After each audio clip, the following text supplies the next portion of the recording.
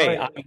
I'm Mark Berardi. Dan Hawkins is the voice you hear. You can't see him. Again, you probably wouldn't even want to see me, but unfortunately you have to. So, uh, we are co-managers, operators, owners of Attorney Secured Title Agency, most of which you guys probably at least heard of or used. So thank you. And if you haven't, no, please consider it. So, but yeah, I'm an attorney, obviously licensed in Florida. Dan is licensed in Florida. I live here and interact with you occasionally. And like Tiffany said, I am basically a robot. So I don't sleep. I apparently don't even eat anymore. So I just work. Dan is probably as similar as with me in that respect. So Dan, I was telling him a little bit about the car lawsuit that we've got going on. So Yep. we are like really deep into the class action jargon. And so we can kind of see how it works with NAR. And really, like I said, this is going to be a different take than you've probably already seen. So with that, Dan, go right ahead. Yeah. So as Mark mentioned, we did file a class action lawsuit. And that's against FCA for defects in the vehicles. That's akin to the Hyundai Kia issue you guys might have heard about, where they're theft prone. So that lawsuit is against two defendants, and we're trying to get a national class certified. The difference between that and what NAR is facing is they're facing dozens of lawsuits all across the country against various co-conspirators that they participated with in setting up these MLSs. And you have different MLS rules and conduct. So that's not really conducive to a national class action. And that's why you've seen so many copycats. The two lawsuits that you probably heard about are the ones I have up there. One is Burnett. That's the one that reached judgment in Missouri. That was Missouri only. And they were able, and the jury awarded a $1.8 billion judgment against NAR, as well as some of the other brokerages that were named in that lawsuit. That was only for the sellers. So that doesn't include buyers. That was limited to properties that were sold in Missouri over like a 4-year time period. That is only the compensatory damages. There's also treble damages under the Sherman Antitrust Act and some of the state statutes that they sued under. So that means those damages could triple. Right now, the judgment is not enforceable because there are post judgment motions that have been filed by both sides, mainly the defendants, trying to get the judge to reconsider what was awarded. Those have a very low likelihood of being successful, but it delays enforcement of the judgment long enough for the parties to scramble and try to get some kind of settlement, because what they are facing is 5% interest on the judgment, which works out to a couple $100,000 per day, as well as the prospect of the judgment tripling. So NAR has absolutely lost. They are in no position to settle favorably to them. They're going to give up everything that they have to give and likely are not going to survive. If I have a $1.8 billion judgment against a party and it could triple and I'm getting interest, I'm not going to settle for a discount unless I think they can't pay me the whole thing, right? So that 418 million that they're going to pay over 4 years is probably as much as NAR can possibly pay, and the plaintiffs are satisfied of that. Now there's also the buyer side lawsuits, which are not going to be included in the settlement under any certificate, no matter how far that settlement gets stretched. I'll talk about that in a little bit, but it cannot possibly include the buyer side claims. So you're only looking at half the claims. And that settlement says that it includes the parties intend for it to be a national class. But like I said, it really can't be, because the facts haven't been alleged in the complaint that include all the MLSs. It only included For the Burnett case, that only included the Missouri. And then for that second case, I don't even know how to pronounce it, Morel. I feel like they could have picked a better name for that. Yeah. As their lead plaintiff. That does include more MLSs. It's not nationwide, but it does include Florida. So that settlement of that case could conceivably include your MLSs and what happens in the state of Florida. However, there's another step. What you guys have been seeing is a proposal which NAR has agreed to because they are on the chopping block. They've given up everything they possibly could, and in exchange, in my opinion, they've included things that they've talking points so that they could sell it to their membership and maybe not, just die overnight because everyone's going to flee. Now, prior to the trial, there were two other defendants that settled. And those settlement agreements, one was Remax, the other one was Reology, Anywhere Real Estate. Both of them, as part of their settlement, had to agree that they would no longer be members of NAR. Like they would not participate in any NAR MLSs. So that's what the lay of the land was before the trial. And then now after the trial, you've got NAR saying, hey guys, we're going to get releases for everybody. But really, they're, in my opinion, are just dead man walking right now. So what, and that settlement has a lot of restrictions if you were to remain within NAR. It doesn't apply to anybody that no longer is a member of NAR. It doesn't apply to any MLSs that are no longer associated with NAR. Now, what do you give up by dropping your NAR membership? You're going to give up the releases that are in that settlement agreement, which hasn't been approved by the court yet. Not even sure if it's been signed by all the parties. What you would be giving up is that release. I don't think that release is going to get approved because there's multiple steps here. First is, you can go to the next slide. Okay. That's the next Is slide. the Department of Justice. Department of Justice, under something called the Class Action Fairness Act, has the ability to object to any settlements. And they have objected to at least two, I think there may be more, settlements regarding MLSs. I think NAR was a party to those, but I'm not sure. So based on what I've seen in this settlement agreement and the prior objections filed by the DOJ is likely to object to this settlement also. What are their grounds for objecting to these? They want, so in the last objection they filed, they wanted a prohibition against any commission split between the selling agent and the buyer agent. So no splits. You can't have this. Their main argument is that the listing agent setting the amount of the buyer commission is anti-competitive. That's what they want to see gone. You might heard this called decoupling. That is what they want across the board. And if a settlement agreement doesn't have that, they seem to be objecting to it. We don't see that in the NAR settlement, because if they agreed to that, I think all you guys would be like, no, right? Every broker would be like, that's not acceptable. We're not, there has to be some option where the listing agent is splitting commissions with the buyers. We'll disclose it. We'll be upfront with everything. But that is their demand right now, and at a minimum for these settlement agreements. And you can go to the next page. I actually have listed what some of the other ones were. And then those other four are just like the minor issues that they're hitting on. So they want to see those following anti-competitive business practices prohibited in the settlement agreements.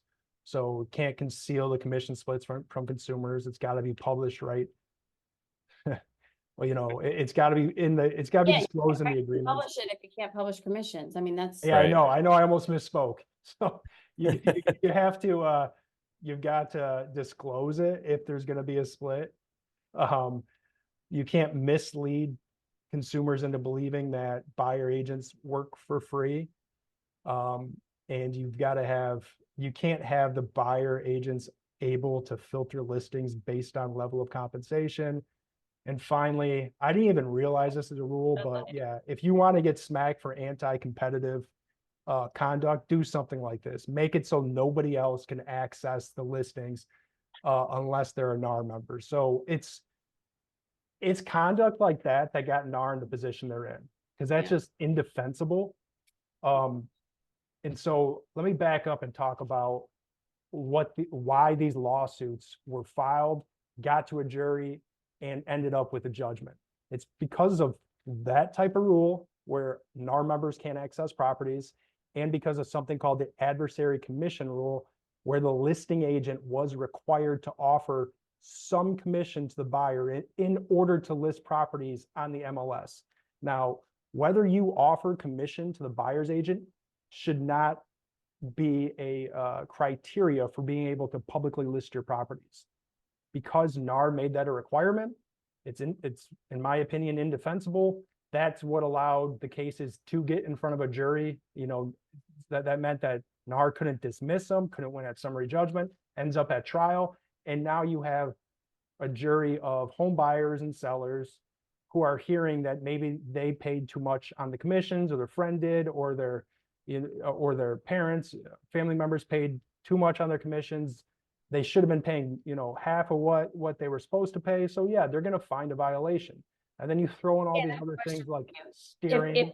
Go ahead. I have a quick question. If the MLS is a service for members, because basically it's a private club with a service it provides to its members, theoretically, because if people want to list properties, they can list a property, they can put it on Zillow without any commission. Any sort of agent can do that. They can put it on realtor.com. They can put it, you know what I mean? Like, I don't understand. If it's a private service it's like, I don't know. I mean, it's like saying that you want to go to eat in the sanctuary dining room and it's a private club. Well, I'm going to sue you because I can't eat in your dining room. Like, I don't understand. This is a service that they were providing to their members, and it's a private. To your point, people have alternate ways to list property. That's Right. Their only resource. I don't understand why that's a thing.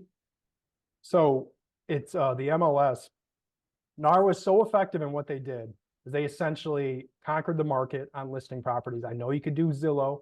I know you had these other competitors that are more recent, but for a serious property like the ones on Sanibel, we know what percentage are not on the MLS. So then essentially what you have is you look at their market power for something like that. They've created a marketplace and they've limited access to it. In some instances to their members, you had to be a member to access their marketplace. And then in every instance, you also had to comply with that adversary commission rule. When you put these types of rules together, it's going to be easy for a judge to see anti-competitive effect of that and then no legitimate reason for it. If NAR makes a member, makes a marketplace for its members, wants to give it as a benefit to them. Okay, then non-members, why can't they have access for a fee? Or It's called flat rate MLS. Okay, so I But don't want to argue with, like, it was NAR. found to be anti-competitive in multiple cases. Yeah, I know. I don't disagree with you. I just think we never should have lost this case. I think our attorneys, the points they argued they missed the point, but maybe I'm not an attorney. Maybe that's the only case they had to argue, but I don't think they were arguing the right argument. Look, so nobody in this room, know. in that room, did anything wrong. You guys, in order to list properties, NAR made the requirements and you had to comply with them. You didn't really have a choice. If you wanted to list your property on the MLS, you had to comply with the rules. You haven't done anything wrong. I don't think that splitting commissions is inherently anti-competitive or wrong. I don't think that, look, so here's the way I look at it. Here's an analogy I keep using. I'm sure we've got some commercial landlords in the room, but as landlords know, if you want to list your property for lease, you've got to offer the tenant broker commission, because your listing agent isn't going to go out and find you tenants. That's not how it works. And you know that a tenant broker is not going to work for free. So you've got to offer the commission. There's nothing wrong with that. Because when we transfer that to the residential world, why does that become wrong? Why are buyer agents expected to work for free? Why would the buyer be paying for that? Why not the seller? Like, they have an option of not offering the commission. Sure. Oh, so buyer agents aren't going to show the properties. Of course not. People don't work for free. That's not the way this works. They've got to be paid by somebody. Did the buyers really think the agents were working for free?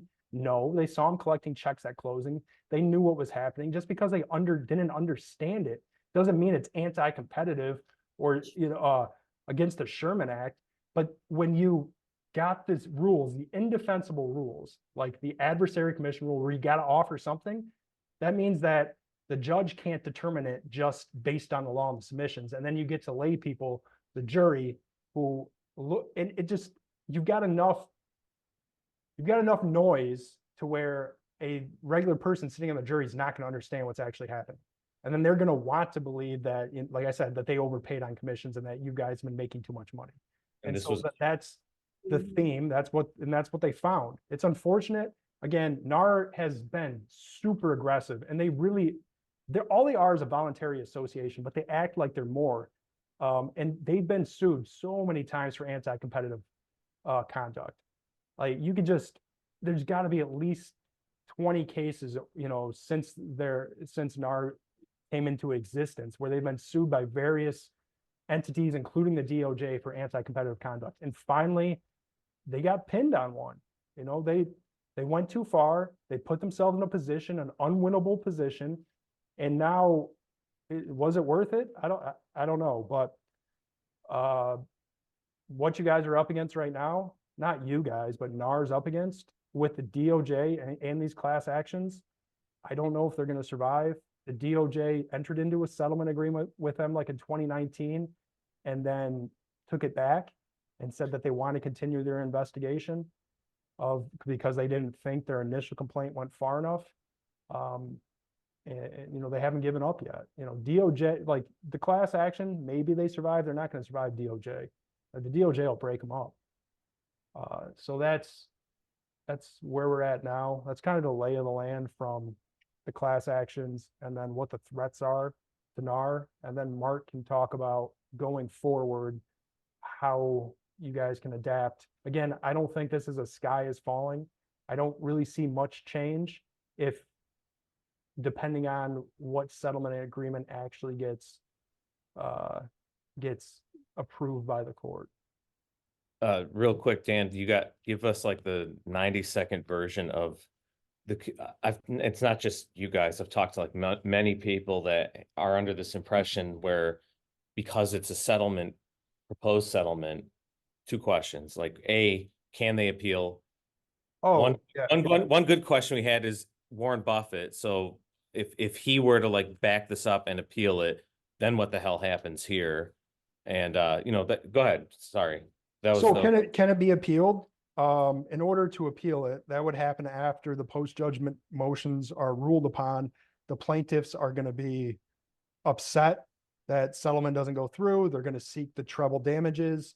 Now, we're up to what, $6 to $8 billion. Interest on that is like $1 million a day. Are they going to win on appeal? Probably not. Their strongest argument was like the arbitration clause, and that got knocked down. I don't see how that. I think an appeal would be nothing more than attempting to gain some leverage, maybe in settlement, but I don't think it's going to be successful. And they're just in a position now where once that final judgment gets entered, it's so big, it's more than the balance, the net assets of NAR and those other companies combined, I'm sure.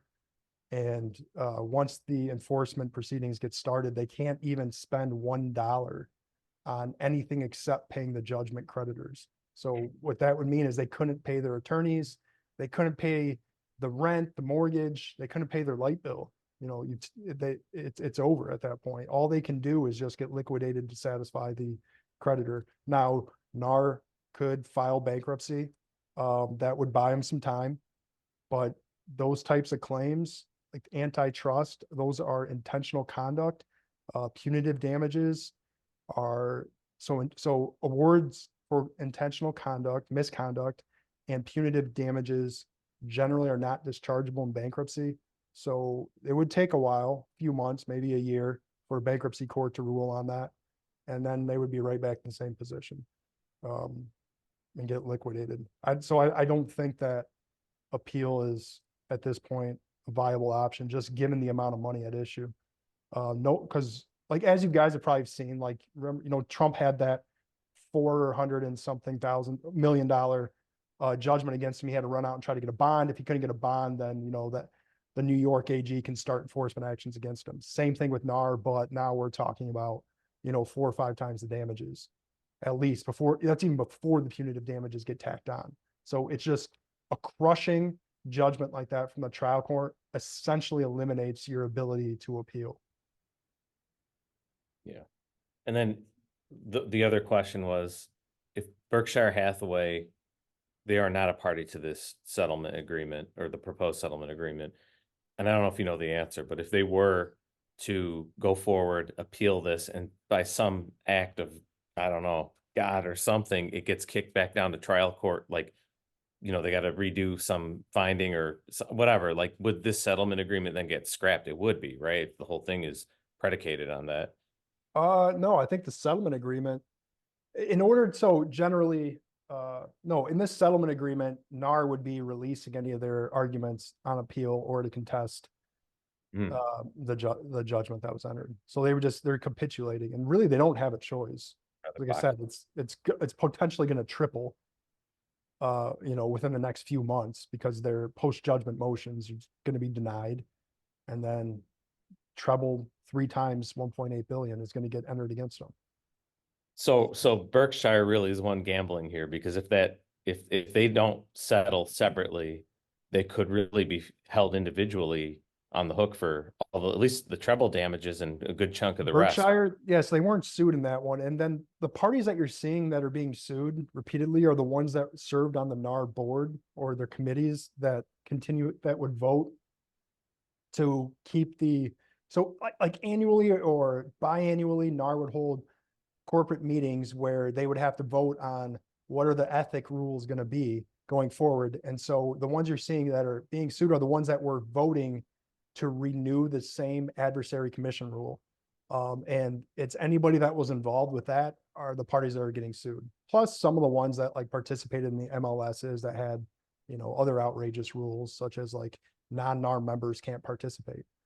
But unless Berkshire was involved with that, which I don't know that they would have been on the board of NAR, because it just the companies I see look like the kind of like the up and comer ones that are trying to gain more market share. I don't know that Berkshire would have been involved in like the day-to-day operation of NAR.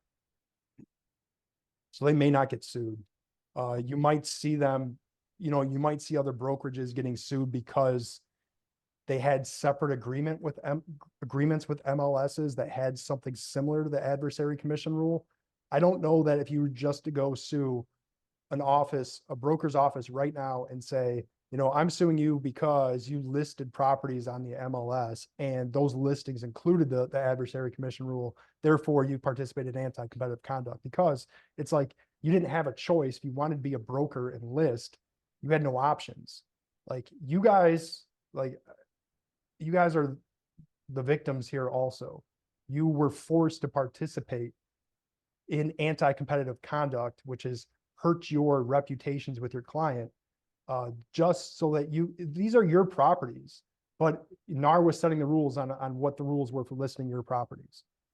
I don't know if that case it doesn't have the hallmarks of the successful class actions that I've seen in this area, where you're not participating in the decision to implement the adversary commission rule. Again, you get rid of the adversary commission rule, get rid of the rule that blocks parties from that blocks non-NAR members from accessing properties, then I don't. Why can't we just do that and then not follow all these NAR rules and just get rid of NAR? I mean, because No. that makes a lot more sense anyway. I mean, if somebody, No, I agree. That's likely the way forward. So we have these non-NAR MLS listings. You're gonna have things like Zillow, Redfin, some of the others, homes.com, and they don't have to comply with the NAR rules now. You gotta be worried about the boogeyman, who is the DOJ, that's still trying to say, listing agents cannot split commission with buyers. I don't know if they're gonna be successful on that. That doesn't really make sense to me. I don't know. There's no really any precedence for that other than the NAR, the Missouri NAR judgment, but that doesn't have the hallmarks of anti-competitive conduct. They would have to show Splitting commissions, but what if the listing agreements, you negotiate a separate buyer's commission that's advertised? It's not splitting. It's not like, it's basically semantics. Yeah, so if you wanted to take away It's just separate. any, Yeah, you're pre-negotiating a commission for your counterpart, but you're not splitting. You're not having, this is a sum that we split, why can't you do that? you could, but so you could still have, reading what the DOJ has said, you could list a property, the listing could say that we are offering, this amount as a commission split or as a credit to the buyer. And then the buyer can negotiate with their agent, whether that's going to their agent or it's going to get credit against their purchase price. So that way you still, Wow. So then the agent's working for free then, because like they could get screwed at the end. They'd be like, you don't deserve. no, because so you're going to have a buyer, you're going to have an agreement with your buyer, right? You're going to sign them up and you're going to get paid this amount of the commission. The listing is going to say, hey, we're going to give 3%, 2.5% as either a buyer credit or, a commission to the buyer agent. And then it's between the buyer and their agent, whether ever they negotiated, is going to be how that credit is applied. I don't see, there's no anti-competitive conduct there. I understand that. I understand that. But the problem is you don't know what property your buyer is going to buy and what the. My process point is that that's the NAR settlement, right? That's the NAR settlement. So my question is if it's all about, they don't want you to split a commission, why can't they just advertise it where it's specifically a broker, buyer's broker commission, a separate section of a listing agreement, so it's clear to the seller what they're paying, and then it's passed through and on the contract to the buyer, so they know what their agent's getting paid. Why can't it just be more transparent instead of this shell game that they're making people do? So it's the settlement. No, That's I don't know NAR. why. That's Yeah, NAR. that's NAR. We So break away from NAR. without them, Whatever the hell so we then want. you got to look at what the threats are to you. You've got the DOJ saying they want it completely decoupled.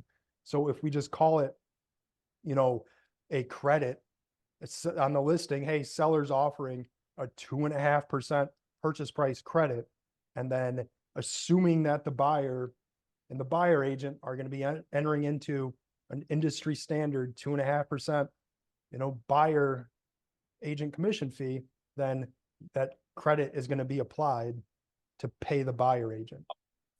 So the difference would be is right now you see the buyer commission getting paid on the seller side. Now to kick a credit over and then the buyer's So it's like paying it. title insurance, you credit and then they pay the title. Right. It's all just, It's still stupid. theater. It is stupid. No, I'm with you 100%.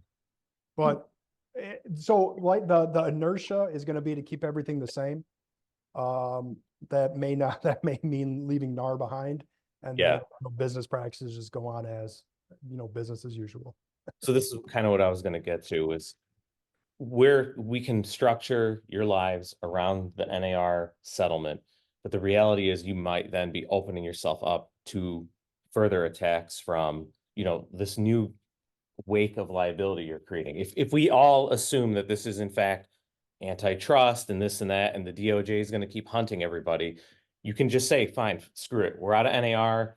I'll just list crap on Zillow. I'll list things on homes.com. I'll do it myself. Sandcap, make their own website, the hell with it, right? You can do that, but the problem is you are then just committing exactly what they just got in trouble for. And it's just a matter of time before. Even if you're Now it's your totally turn. transparent, what if you're transparent? That's because If it's not DOJ is the boogeyman, really, is what it comes down to. That and plaintiffs' attorneys, but the DOJ is the biggest deal. And it really depends, not to overstate it, what happens in November is going to probably dictate what happens for the next 4 years.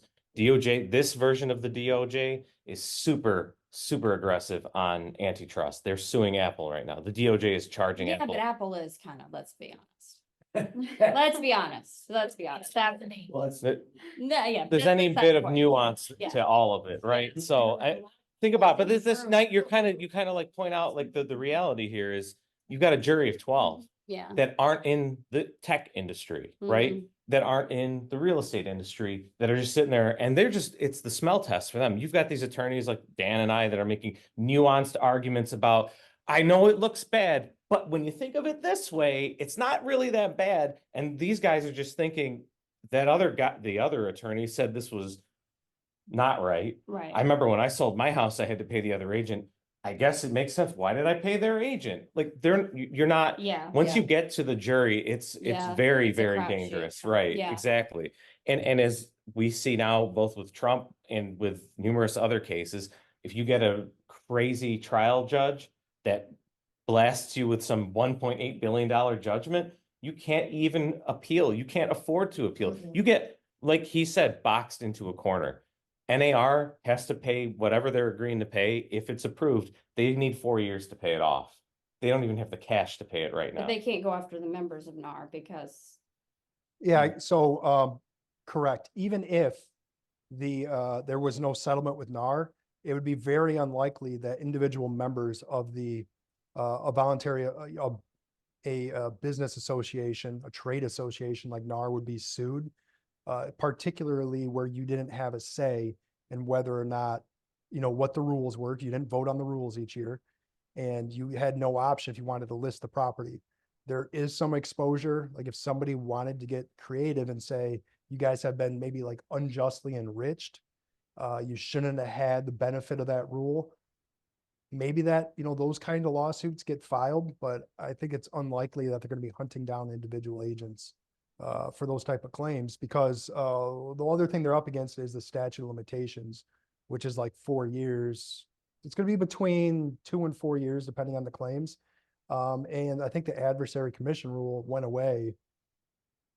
I don't know. I know it no longer exists, but I have to assume like that probably went away last year or something. Do you guys know when the MLS changed the rule for adversary commission rule, where you were not required to offer commission split to list on MLS? no, I don't think it is because South Seas did that 20 years ago. They always kept 3.5% or 3 or 4% and passed through 3. yeah, So like I don't think it's ever been a rule here, but I think that he's talking about when you pass through 0. Like, Yeah, it's yeah, not, you it's not an exact split, but it's, Oh, you don't, you're I thought he saying, said I'm gonna list it in the MLS, but I'm not gonna pay a buyer, as buyer's agent, so. yeah. Yeah, do you guys, I think I saw that like last year is when they were changing it. In the Because- MLS. oh, they did Maybe it. it Okay. does say something like But that. you could offer like $1. Yeah, it could be. And technically you can put 0 under non-representation. Yeah. Put 0%. Now you can. I don't know when Now you that, can, you couldn't before though. You could put a penny. You had to put at least a penny. that's Yeah. the whole part of this. So I was like a couple of new listings like Right. Flapper, he has like 350 on it or something like that. $350. Yeah, or something like that. Who? Nice. Flapper and or who else saw, I saw 2 agents do that, who else was it? Phaedra did on one of her listings. A buyer commission is a $350 for Yeah, what? something like that, the commission, just said, one said 250 and then 350, whether it be a buyer's broker or. My guess is someone new accidentally forgot a decimal point. God, I It hope meant to so. be 2.5 Yeah. instead of I 2.5. don't know. Or did a dollar amount versus Yeah. percentage. How can you imagine that? Okay, Someone was lists a for that $5 million house for sale and they're offering $350 to the Yeah. buyer. I know. That's- Yeah, Yeah. good luck. You can guarantee I'm not showing it. Yeah. But maybe, I'm maybe, sure Bill flagged or someone Yeah. flagged that. Well, and that's why I think they're but that's getting, antitrust. Mm. I mean, unless, but Right. that's the whole thing with clear cooperation. Clear cooperation was antitrust, I felt like from the beginning, like Yes. saying like you can't have a private place listing or you can't advertise it in MLS if you have a private place listing. That's ridiculous. right. And, Nope, and I agreed. yeah, and that's what the crux of this is. You guys are getting dragged along into this, I. Mess. That, yeah. but it is what it is. And that's the idea, is like you said, it's if the whole Oh, crux, Bill to pay us back all those fines for Right. fines being up before the listing.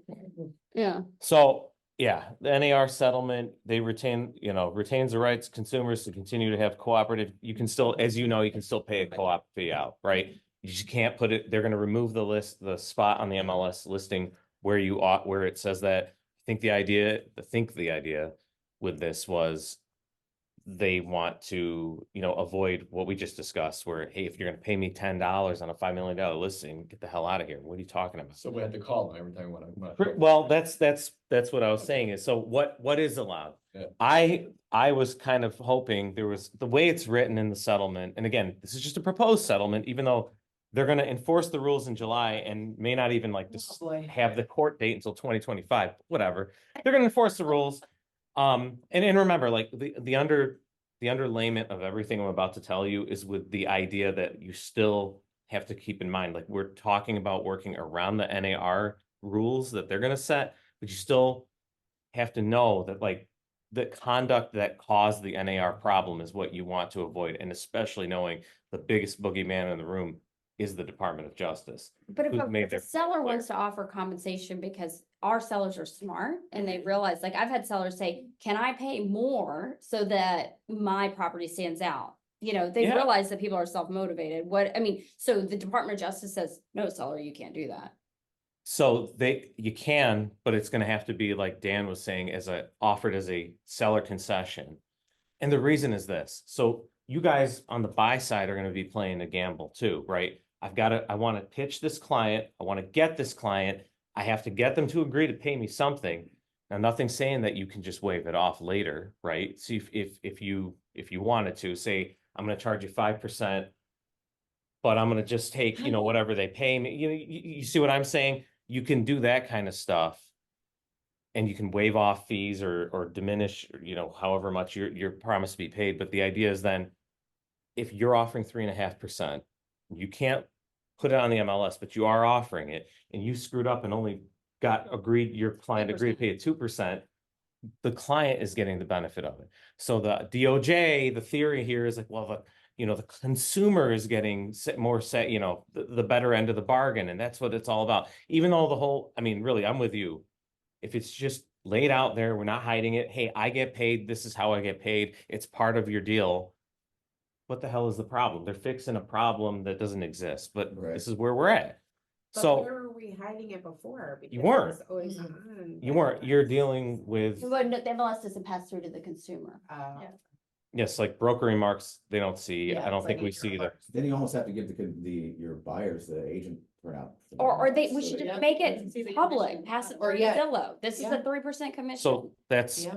if that's one of the benefits if you leave NAR is that you can do that. You can create your own website portal. You can do whatever you want, which is why I think Redfin, previous to all of this, like if you remember a few months ago, they quit NAR. And what do they happen to have? A robust website loaded with their own leads. It's not like a portal like Zillow, but it's their own leads that they can continue to do whatever they want for now until, they get spanked, but whatever, they can still do that. So what's So our workarounds? so that's what we're getting to now. So you can create your own website. It's an extra step, right? I want to show a couple Burns listings. I got to go to their website to like see what it is, right? I think she even said yesterday, you can put it on social media. You put on, Which is funny because Tom Ferry had said you couldn't put it on As social long, media. as long as it isn't through, like, you're not uploading the listings from MLS to to there, it has to be completely separate, right? To just It can't be rewrite it. like IDX, you can't IDX up to social media or to a Well, website. we can't put it in MLS So anyway, we you're could, we saying. could do our own website that buyers agents go to where we have all of our listings Mhm. and what we're gonna offer the pass-through commission. yep, Okay. totally can do that. You can talk about it. You can discuss it. When you have making an offer, you can They said talk we can't discuss it with anybody outside our company. Mm. They can't discuss commissions outside the company, they said. No, that's not. That is something. Which that's- day? The lady yesterday said, do not discuss your commissions with, now maybe it's property specific, but she said you can't discuss your commissions and compensation with, your peers outside of your office. Oh, because that's all. What they're talking about, Dan, this is Juana, Yeah. Juana, right? yeah, This is the NAR attorney saying basically you don't want to have the Oh, really? appearance Yeah. of of, antitrust. of Fixing. Oh, conspire. yeah, so what they're talking about is collusion Yeah. and setting a minimum fee. So in general, you guys are supposed to be competitors outside your office, right? And part of the competition is the fee that you're gonna charge. So if you were to come to some agreement, with another office that, hey, on Sandoval, we're not gonna offer less than 2.5%, then that would be anti-competitive.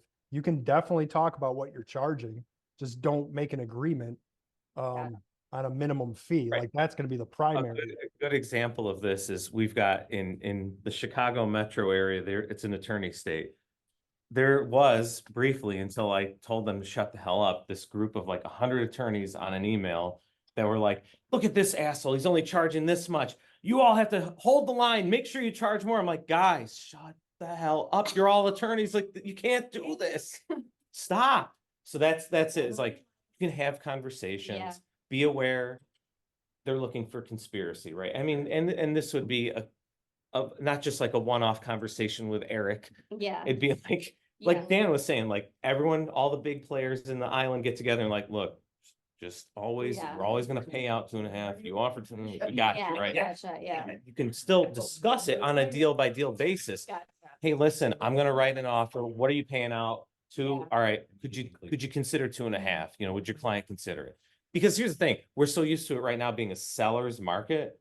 It's gonna flip eventually. Right. And then you're really gonna be grasping at straws with like, look, you want my buyer, you're gonna have to pay, I'm Right. charging them 3.5, and you're gonna have to pay the 3.5, or Right. no one's buying your house. Right. So So Right. our MLS, so we can still keep, you think the sand cap will still be all right to exist, or does that? oh, it'll exist for now. Yeah, I mean, they're not like, you probably got a couple more years before they run out of money completely, but I mean, right? I mean, we joke about it, but it is like, it's an crisis for NAR. Like this is, Yeah. I don't know for sure. Another lender told me this, that their legal budget, like their legal fund is in the red, and cash, like liquid cash, net assets on hand are like 750 million, and that's it. They don't have enough money to pay this off right now. They have to sign, it literally says in the So they're gonna, settlement. how are they gonna get the money? They're gonna sign up, yeah, you guys. Yeah. Well, if NAR goes away, what about individual MLSs? Yeah, the MLSs would then have to, like, so if you read the settlement, if every MLS has the option to sign up to be part of this settlement. So that's part of that agreement. So if NAR is gone, I mean, it's like we start over. Yeah. Call it MLS too. I don't know. So like they'll still exist, and just be individual. It won't it's gonna be like the days before you had local. yeah, exactly. It's gonna be Local like, MLSs. you got it, man. Okay, so do you see it might come down to state by state? So it comes It's gonna be probably like Florida Association of Realtors has their own thing and they're breaking away from NAR. It could. It It's gonna could. destroy Zillow too. Zillow, so I'm gonna get to that. Zillow is Oh, in Zillow big released a trouble. statement. I should have watched that. Their stock tanked like after this went in public, because what they They've do been is, extorting us for years. yeah, so they sell Yeah. you for an incredible amount of money, buyer liens. Now, what the hell are you gonna do? Realtor.com too, which is actually hilarious because Realtor.com needs to burn with NAR because NAR endorsed Realtor.com and they are the biggest, like, they're extortion artists, worse than Zillow. At least Zillow's transparent. Not, Realtor, Okay. well, relatively.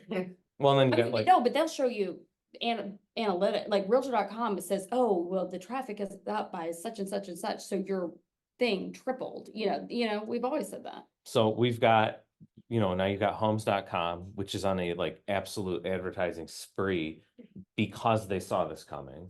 And that's they're not, you can list on there. It's not NAR. You can do whatever you want. You can list it, you can pay them. Same with, like again, no one's going to list on Redfin. Why the hell would I pay to be on a Redfin website? But Zillow's different because obviously they're not technically, they have their Zillow Flex partners, but they're not technically a brokerage like Redfin is, right? So you've got that consideration that you're going to have alternatives. Like in the Chicago area, again, there's some other company that popped up called Area, and it's essentially like a clone of the MLS, but they're not NAR members, so they're not subject to, that's like a temporary fix, right? That's putting a coffee can in, it's because you can't find a muffler, right? You're gonna get by a little longer, but the Chicago, right? That's not good, man. Yeah, Oh, well. so you're getting there. It's gonna, you'll get it farther down the road, but the reality is like, we got to figure out what is going to happen, right? Is the DOJ really going to continue to harp on this and push for full decoupling? Because if they do, then that's it. Because you can break away from NAR and you can do the same thing NAR conspired to do. Dan's position is it's that requirement that you must pay out that was like the linchpin of why they got destroyed. And he's probably, I mean, it makes logical sense. If Makes sense. you didn't have that, there is no real conspiracy here tying anything together. It's just, these are the rules. You can pay out, you don't have to, who cares? Make it more public and the whole problem has solved itself. But NAR got very cocky. They did, like over the last few years, they kept winning these cases. So they're just like, yeah, okay, another one, whatever. And they finally got caught on one and now it's a disaster for them. But in any event, like the current rule, the current lay of the law is you can continue to discuss these things. You can make the offers. They're just literally removing that option on the MLS. So how do you do it? Your own website, your social But it's more media. transparent. Yeah, right. I'm with you. Listen, I'm right there with So you. on your own website or your company website? You can't do the company website, Yeah. but you can do your own Yeah, website. Honestly, what I see happening is like us going and we're gonna show 5 homes that day. When we call that agent to list, to see if we can show the home, what is your seller offering for buyer agent compensation? And just write it down. So now we know every single listing we're showing and what they're offering to compensate us. And the little trick they do is that you cannot show a house before you get that buyer form signed. Okay, so here I've got a question on that. Yeah. What if they lie? Like the list, like we just have to get it on paper? Yeah, Yeah, I mean, you get something right. you can lie, or you can lie on anything. It's just don't get caught. Right, like, So before we show, then we have to get the buyers to sign this buyer broker agreement saying that they will compensate us 2.5%. That's Yep. scary for a buyer though. it is. Okay. But then hold on, but then we have to convince the buyer, don't worry, I've already verified that's actually gonna come as a credit to you from the seller. And now let's go And look then at so the it's just house. gonna flow. Here, Yeah. yeah. Okay, And well, that's it. But here's the question, we're really done the same thing there. Open houses. What are you gonna do with open houses? You've got a 10 people that are coming in. So you can show it, but you can't rep the buyer on that house. So it's just an open house, so you can't try to land that apply for buyer. an open then. house. Correct.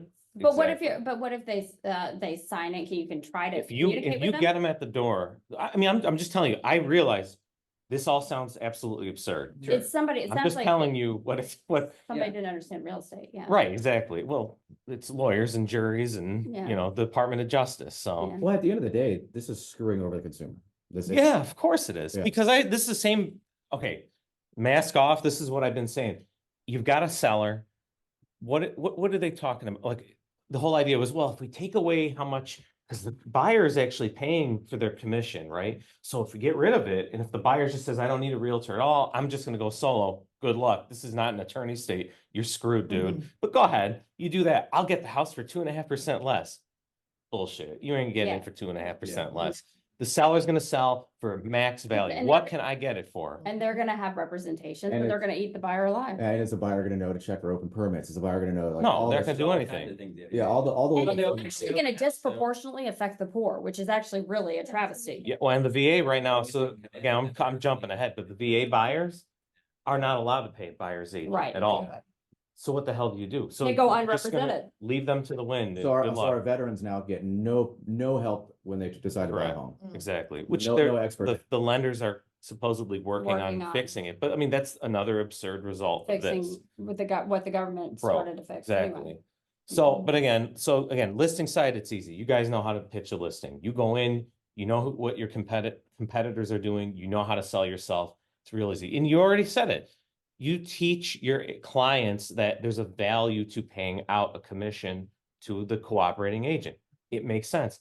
I've been there, had the same conversation. I understand it. I could have been a cheap ass and said, no, don't pay anything, but I would have realized instead of having 20 showings in one day, I would have had probably 2, maybe. And they're probably, you know, FHA buyers with like no money and they need 2 Yeah. more payday loans to just qualify. It's pointless. Now, we're gonna get to it because there's a part in here about like if you do, it's a bit of a different market out here than it Right. is Chicago Metro, right? Like you've got homes that are between 300 to 800,000. They're still not jumbo. You've got people that can afford it or maybe not afford it. You can build it into loans. You can't. Out here, it's a bit different, right? So you still have to have that conversation. Again, there's no requirement for you to not be able to rebate or wipe off some amount that you have been promised to get paid. It's just a contract between you and the buyer. It's not some like magic document you got to upload to the IRS. It's literally, listen, I'm going to have a conversation with you. I'm going to charge you 3%. If they pay me, like you said, that's a nice, elegant approach. But these ones are all saying they're going to pay me 2.5. Let's go look at them. I'm gonna put 3 because if we can negotiate for more, because that is something you can do. You can negotiate in the contract, your commission, then great. And I can rebate you 0.5, whatever. It's just, it's all now about, you've got to present that to your buyer. You probably already were presenting it to your buyer, right? It's more for, what this is really gonna hurt are the Zillow door unlockers that don't do anything, right? Like when I hired you, I was Mhm. buying my house, Right. you did the walkthrough, you told me, like, I didn't even know, like, Mark, you got to do this kind of, I think it was you, you're like, you got to do the 4-point inspection. Like, what's that? Yeah. I don't know anybody. Do you have, so to go completely unrepped, I have no idea what I'm doing. I don't know what I'm missing. I don't know who to contact. So I'm going to Google like home inspector. It could be just some guy that does Right. termite inspection and don't even look at the roof. I don't know who the hell to buy insurance from. There's real value that you add. Hey, how much can I rent this out for? If, remember I was saying that, like, if I can't live here, how much can I rent it out for? Am I gonna go broke? Okay, Mark, here's the data, here's this, here's that. Okay, great.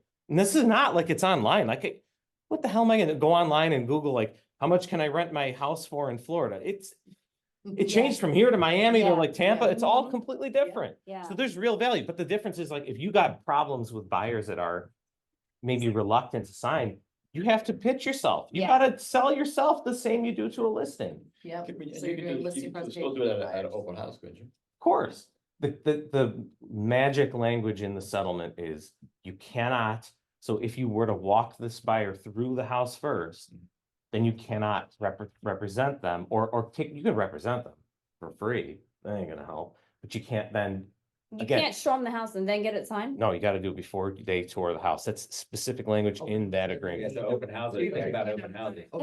That is some portion. Yeah. To return my Hold open on, house hold on, but signs as on it, but Amazon if, that I just bought yesterday. Yeah, if you're, but if you're saying an open house, it's your own listing anyway. Yeah, I Right, get it. But you can't, you still have to Guess what? meet they them do this in North outside. Carolina. Yeah, but you're not gonna get, I mean, but you're not gonna Everybody has represent to that have a buyer. I mean, representation think about the at transaction, yeah, substantial the meeting. transactional. You have to give a little form that. Need to then that's So you probably- meet them You're not gonna outside of the spend- house, you know, before they yeah, do that- the that open house, buyer's have gonna them sign come the in form, when and they're then walk into the Now house. you're good to go. setting All up of a a sudden, tent, stand stand outside. outside. I mean, Yeah, but then seriously, here's the form, how does that sign work this. in real life? We're not doing. Exactly that, like, stand outside, if you wanna tour the house, and I'd like to discuss it, but they don't have to sign shit with you, Yeah, Right, right? then 'Cause- you don't see the house. then open houses are useless. It's, There's no point to them. the only reason would be then to, like, if you really got some seller that's like, I need you to be hyper aggressive, I want you to do an open house, and, you know, but again, In August. So, Yeah. and so on the flip side, Standing then, on the flip outside. side, if you're a listing agent, our open house is gonna be more beneficial. Because now you're getting, you know what I mean? Because now you're, Because now you're getting a buyer that may not be represented, but still wants to buy the house. And But they there's can less go you're gonna have to We talk. Get them to sign it. Well, No, no, you don't, no, you don't have to. You don't represent them. They're just coming in to buy it and you're not gonna get paid for that buyer. That's You're true, gonna you pay on can the double seller dip and you side. don't, yeah, There's no double that's true, dipping. there's no double dipping. So it's almost When maybe you a build the belly, you benefit. make the list side. That's what I was Right. thinking, like, they come in, you have an agreement with that seller anyway, because you're sitting in an open Yeah. house. For sure, you're So gonna the get buyer paid by comes in the and buys seller. it, you get the full commission. that's, No, you don't, well, because No. you're not You get the representing the list side, buyer. 'cause no, commission because only. your listing commission should say 5%, Right. right? Yeah.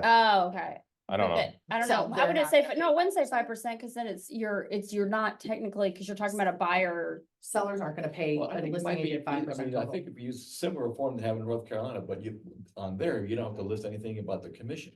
Just, it could be an unknown amount, but just. But the Department of Justice, I think I said it has to be specific. Yeah, If they're they getting rid of want it that. by working with you, you're gonna eventually get some kind of a relationship. At that point, you say, well, this is what we can do now. Well, then you could discuss percentages later, but at least you have to sign off that you're. They don't allow that, though. It's part of the, It's, it has to yeah. be a specific amount. Oh, Yeah. really? Yeah. Mhm. Even just to have them. That's sign the No. it. duty that they're. That's part of the That's part of the settlement. settlement. At the time you sit down and meet with them for the first time, you have to tell them exactly what you're getting compensated. Jeez. The exact So amount. in My question is, okay, so our team is very good because we do a lot of training, in picking off, clients from other, whatever.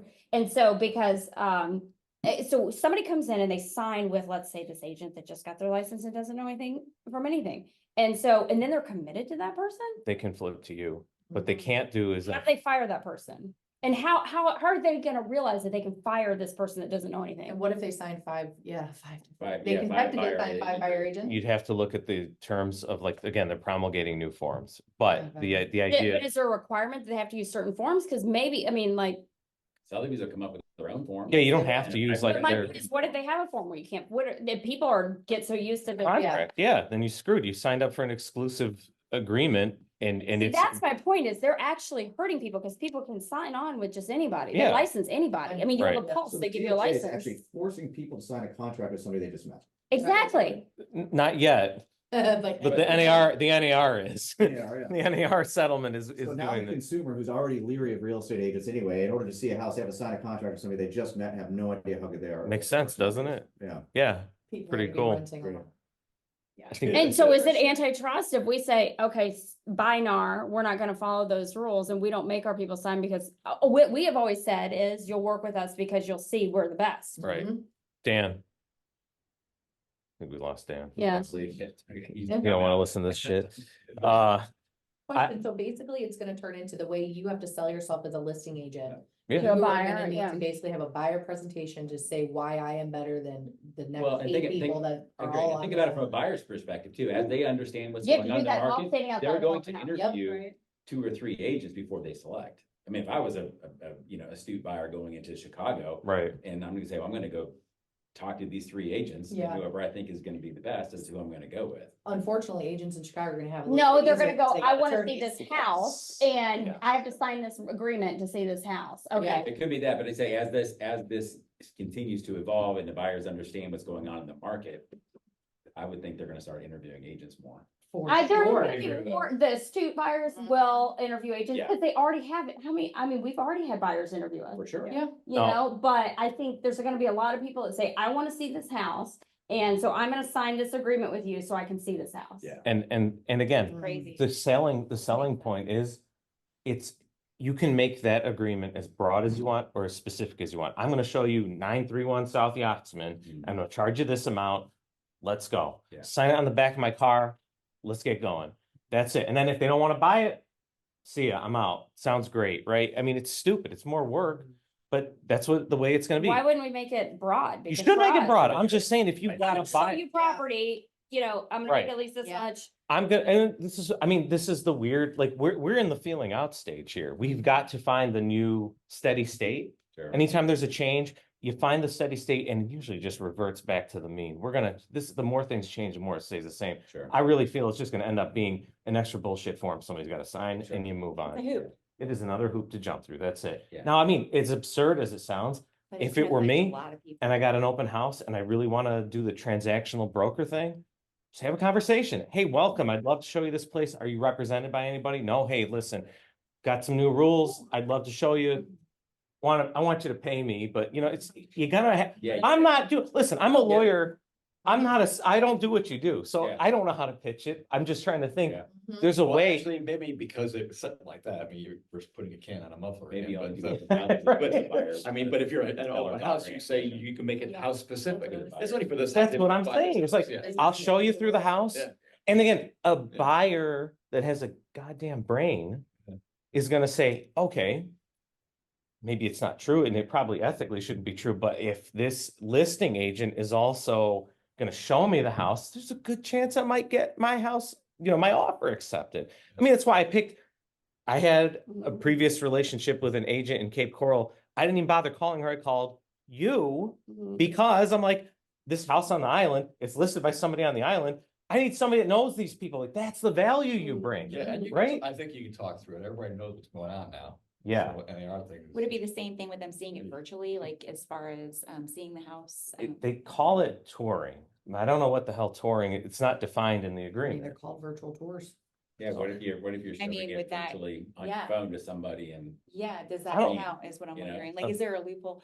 I'm I just think if wondering. you're walking through the house, that definitely counts as the tour, Right. right? If you're doing a FaceTime one, if you're like, here's the 3D Mm-hmm. video of it, that's not a tour. I'm just looking at like a list. So people will probably go towards that more, maybe, is what I'm thinking, like. yeah, maybe. But that's just part of what you do. Like, again, like having a FaceTime walkthrough of a house I already looked at the pictures and I'm already like generally interested. You FaceTime Yeah. me and go through it. It Mhm. helps, but it's not like, oh, well, now I'm gonna cut you off and like but see, this is the thing is, and I'm just as guilty of this. We all know our industries so well that it's like commonplace knowledge for us about what you need to do, right? What you do is a job for a buyer, but a buyer coming in has literally no idea. In their head, You filled out a form for them that they DocuSigned and you're waiting for a check. When you know damn well that's not the way it is. I mean, for some agents it is, but that's not how the good agents that are going to survive this are going to survive. You have to, but part of it is I have to do the same thing when I represent a client in Chicago. It's like right off the bat, contract gets signed. I get referred. I talk to the client. I have a little quick pitch about what I'm going to do for you because they have no idea. They think, when do what check? Where do I get the check? I'm like, no, listen. There's these contingencies. I'm going to watch them. I'm going to counsel you on this, this, and this. I'm going to go to the closing from step 1 to step 10, right? They're like, oh, okay. I had no idea because either my last attorney was on the phone or he wasn't there or I've never bought a house before. It's the same with me. When I came down here, there's non-attorney state. So I'm like, what do I do? Right? I'm like, I called them. Like, what? I know I need an inspection. I have no idea. I didn't even know about wind insurance. Yeah. Christ's sake. I mean, like, that's what I'm saying. You got to get wind insurance. Oh, It's not a thing is that the about it. same thing as hurricane? Mhm. Yeah. Oh, and then flood insurance too? What? I had no idea. But who gives you Yeah, that it's so value? funny. Or who, you guys do. And that's a real People- thing. people asking So- for it. That's my Yeah. pitch is don't discount. Yeah. If you can still do it, of course, like you heard Juana talk about, you can do a la carte. I'll show you a house for, $100 and a sandwich. Yeah. You're in a different market than, again, you got to think about that too. Like you're in the luxury market out here. Yeah. The crappiest house out here is worth more than most of the ones in the Chicago metro area outside of the loop, so that's my point is avoid discounting. And the argument is, again, like, think about, you probably, God, man, this is like aging me a bit. J.C. Penney, remember Yeah. years ago, all of a sudden they're like, hey, we're going to start giving out a ton of coupons. That was their death sentence. It was over. It's just garbage now. Same thing, Bed Bath and Beyond. They stopped giving out those 20% coupons. People stopped Now shopping think there. about 17% coupons. Now they're bankrupt. I was Like, gonna, no, now they're not here and Yeah. that will be an No, orphan track. well, they still send out emails, because trust me. it's like, do you North want to Side Rack be is going in there. Yeah. Yeah. Sorry. do you want to be Walmart or do you want to be Nordstrom's, right? Right. And like that's as fancy as it gets from I'm sure there's like Chanel. No. No. I'm not in Naples, so it's okay. Channel. But that's my point is I believe, and it's up to you, it's your brand, but you don't want to get the reputation, even to your clients, as like you throw them $500, they'll show the house. It's just easier, who cares? Like you want to say, this is what I do for you, and this is what it's worth to me to do it for you. If you want me to work for you, it's taking time away from other things that are going to pay me more. Sure. So this is what I want you to pay me.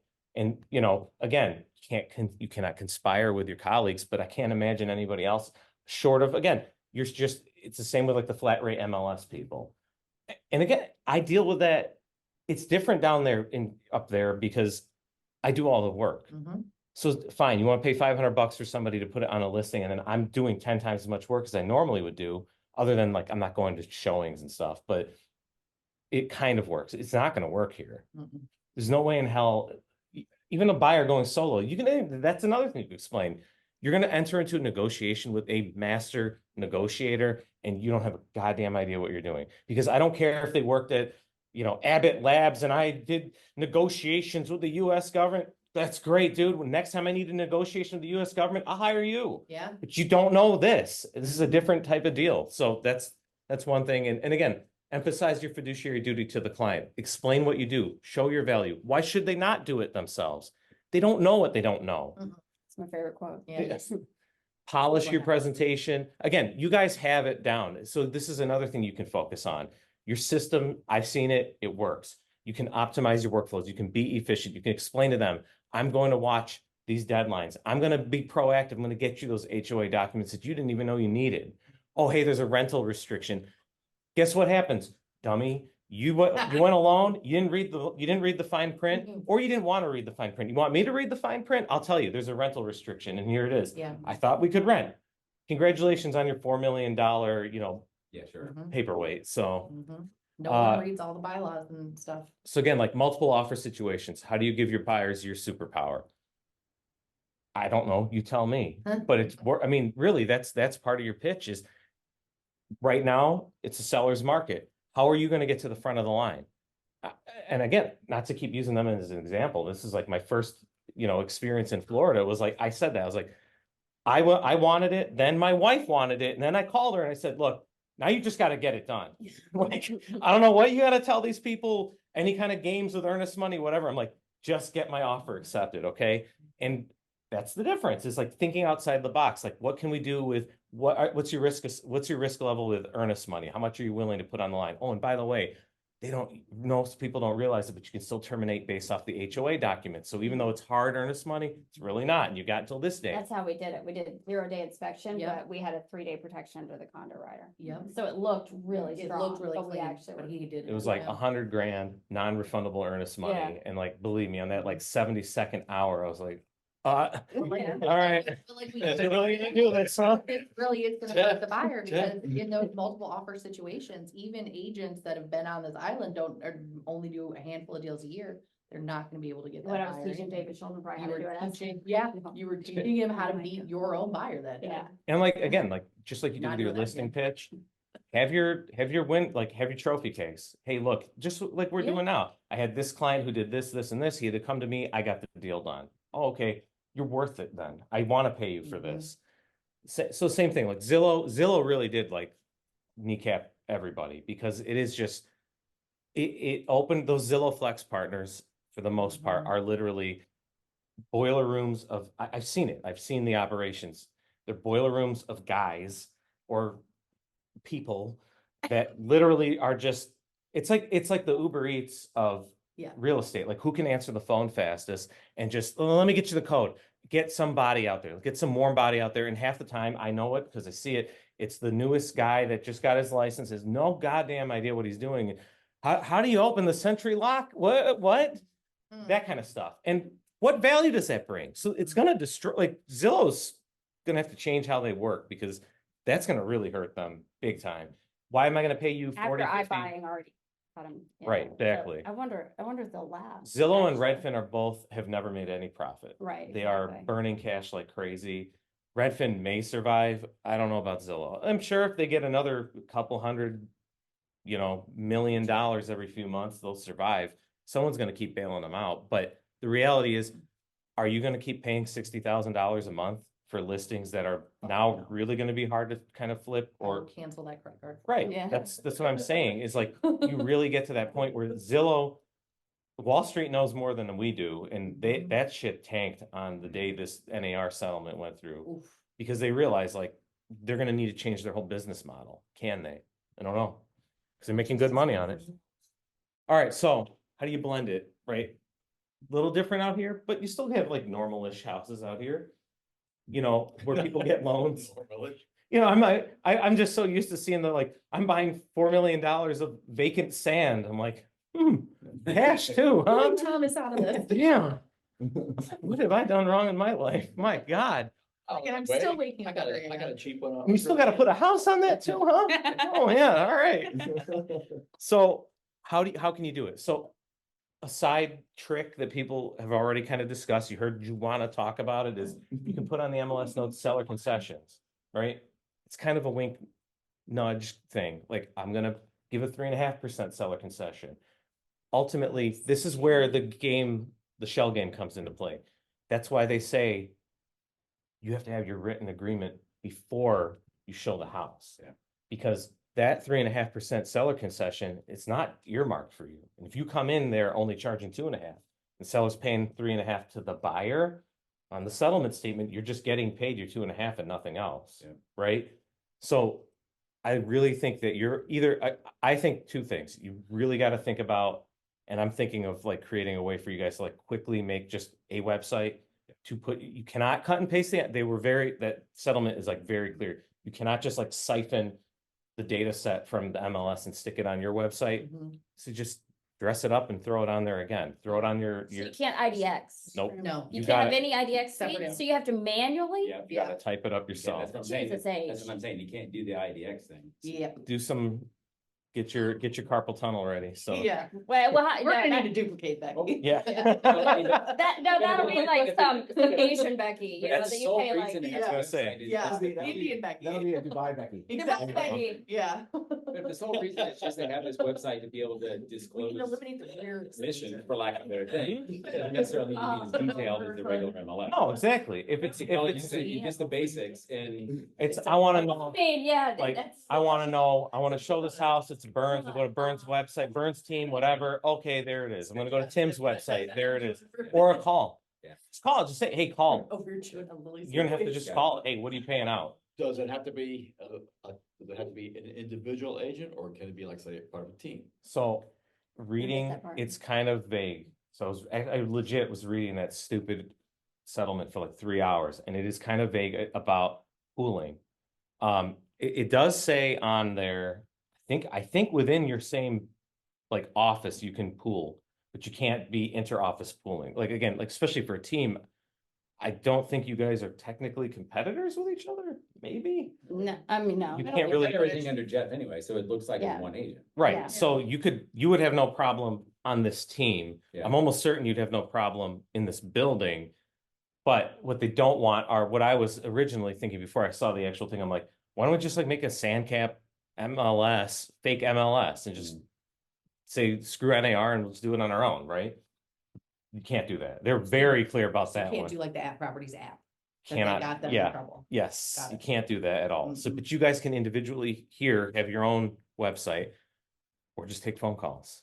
What the hell? Yeah. What are you paying out, man? There's nothing wrong with that. Yeah. So you're almost gonna need to get individual buyer broker agreements for every house you're gonna show if the compensation offered is different, if the credit offered is different. Or what I was thinking is if you were to just say like, if you know, I don't know, what is it like, max out usually at like 3, Threes. Yeah. Threes. just typically. get one, make it broad, single family homes, Sanibel, between, you know, this price and this price, 3%, and just have a handshake agreement. If your buyer trusts you, have a handshake agreement. Look, if they're gonna only pay out 2.5, I'm gonna waive the other 0.5. I'm not gonna make you pay me. If they trust you, Yeah. great. If they don't, then you really could, because you could just say like, Okay. I wanna get paid now. Yeah. I- But I- I- but I you can say literally feel like- 3% max. Right, you can do that. It's good. Oh, That's what the buyer. It's good, yeah, especially about this after 5. So, It'll be good. what's it? How do you fight agents that are like? Horse. yeah. Horse, but also there are ones who will take, I mean, we have agents on this island who will cut their list side commission to get a deal. So how do you block an agent It's almost gonna be with like a competition Block, you for, can't use that word, antitrust. it's almost gonna be a competition with buyers. Buyers can Inactive leverage license. agents against each other, like, hey, They I got this already guy, got this guy over Yep. here that's gonna do it for 1.5. Yep. Exactly. They already do, they already do. You They- could I run mean, into that. Let's face it, they kind of already do anyway, you That's know? how it works. Then it's just a decision about, Kind again, of like, like- okay, I look, guess you can always say no. Yeah, go ahead with that 1.5%. It's gonna cost you way more. than well, that's it. It's 1%. like, here's what Shit. I do, and working for you is gonna take away from somebody else that's gonna value my time at this. Mm.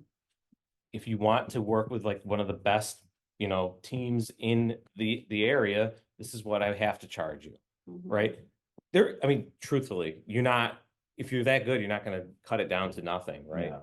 So when you're dealing with, all joking aside, when you deal with people that can't afford it, right? So first time home buyers, stuff like that, we don't really have those. you don't really have them up here, so I'm not gonna take a lot of time, but basically you can build it in seller contribution. Say even if in real, like they legit, we're gonna give you X amount of dollars and I need a 3% closing cost credit and you negotiate that anyways. Part of the negotiation could be, I need to also bake in 2.5 for me, right? I'm the buyer's agent. I need to bake in 2.5.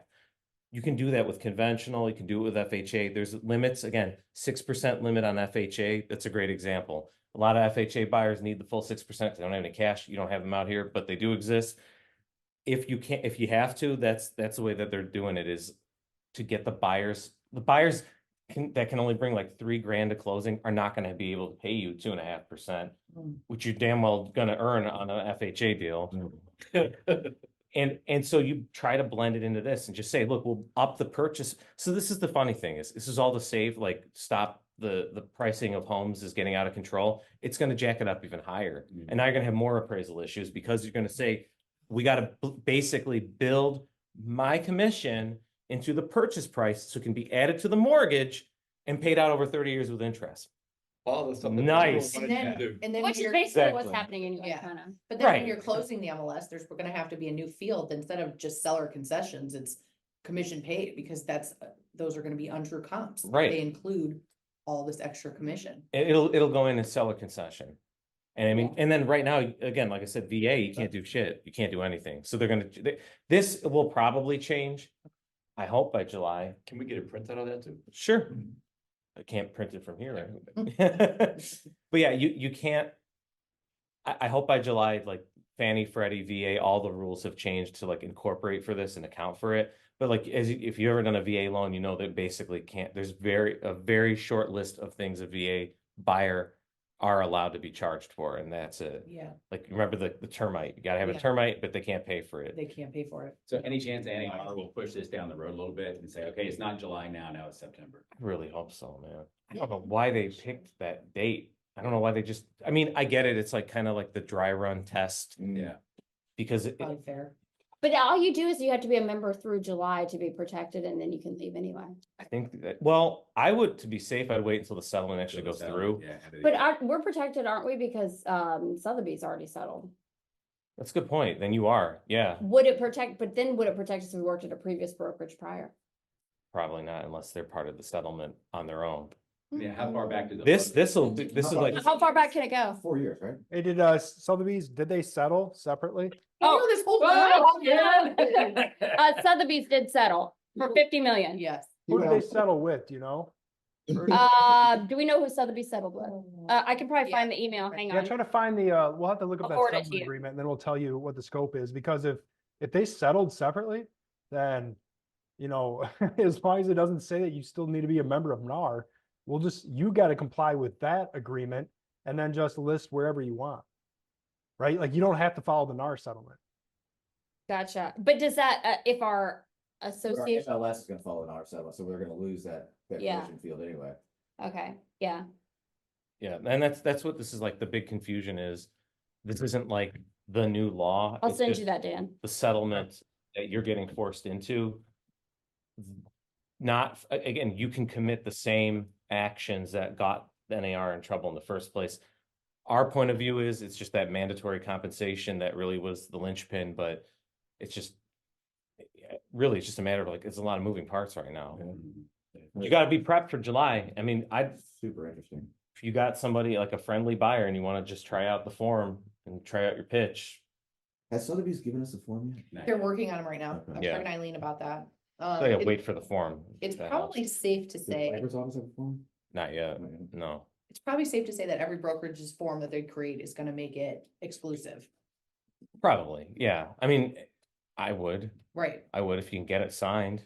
Yeah. What the Right. hell's the point? I mean, isn't NAR gonna come out or Florida Association? They're gonna make it exclusive, so they can't fire them. How's You that can have an possible? exclusive and I non think Sotheby's would want to make it like that, because then it's like it's, Sotheby's will, but I'm saying, like, you have to be, that's my biggest thing about it, is that there's so many bad agents out there. Well, so it could be for This like is a hopefully term of that. days. You're never You gonna be able can to- limit it. It can be limited exclusive, right? So like a particular house. Sort of like, I'm sorry to interrupt, it's sort of like a listing agreement. It's for a certain. And you can fire your own attorney, you can fire your doctor, you can fire everybody. How is it that You can't this, be locked in. yeah, you locked can't in be to locked this? in. Yeah, Yeah, we have to I mean, look this at, is- There's gonna be that 180. it's like we're in an alternative universe that doesn't make There might be a sense. protection period, you can fire, there's a protection period. Right. for The houses that I've showed you during our. But what about procuring cause? Like Yeah. you can, what if somebody else shows in that house?